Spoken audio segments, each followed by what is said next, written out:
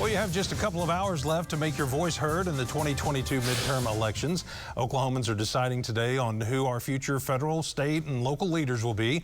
And the control of Congress is also on the line across the nation. Our political analyst, David Blatt from OU Tulsa, is back with us for a closer look at the election. Thank you very much for being here. We appreciate it. And my pleasure. Appreciate your expertise. Man, let's start with the governor's race because, you know, Oklahoma typically a red state as far as governors. Brad Henry, the last Democrat to be in office. What do you think of these polls that are showing that Joy Hoffmeister's got some momentum and got a little bit of a lead?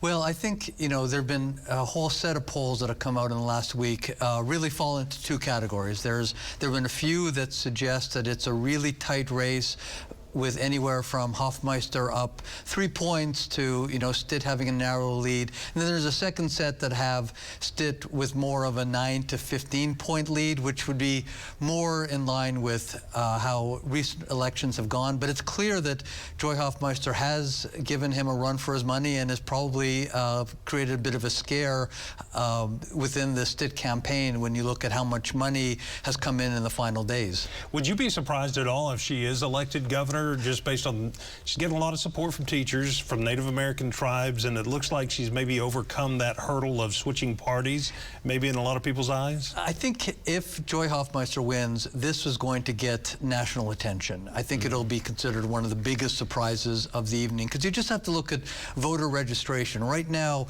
Republicans outnumber Democrats in terms of registered voters by over 500,000. We've seen, you know, since you mentioned Brad Henry was elected in 2006. Back then, there were about 250,000 more Democrats than Republicans. So a Democrat winning for governor was, you know, a fairly natural and common occurrence. Now the state has become so Republican that Joy Hoffmeister, even keeping it close, is a pretty striking occurrence. Yeah, things have changed a little bit since Brad Henry was in office, or David Walters for that matter, here in Oklahoma. Let's talk nationally. Republicans are looking at the potential of taking over control, certainly of the U.S. House, but potentially the United States Senate, since there's a 50-50 split right now with the vice president have the tie-breaking vote. What are your predictions as far as how that's going to go tonight? You know, I think there's a consensus that it's going to be really close. There are 4, 6, 8 Senate races where the polls are showing the Democrats and Republicans neck and neck. Certainly the Republicans have 5 or 6 good pickup opportunities in Georgia, Arizona, Nevada, New Hampshire. The Democrats, probably their best chance to pick up another seat is in Pennsylvania.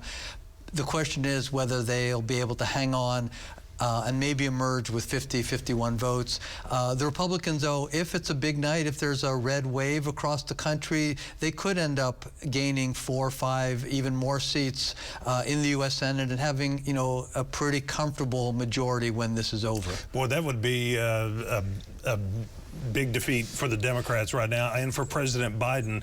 If that does happen, how do you think this will impact the next 2 years of his term? It'll be very hard. He'll really, you know, be moving into defensive crouch, definitely using his veto pen to veto bills that the Republican Congress may pass. I think the biggest dilemma for President Biden, if the Democrats lose control of the Senate, will be just getting appointments through, whether it's judicial nominations or if there are any cabinet vacancies or other high-level positions. Things have become so partisan, it's going to be very hard to get 51 votes for any nomination. We'll see some stalling by the Republicans, which we often see from both parties in that situation. One real quick question for you. A lot of folks are predicting voter turnout this year.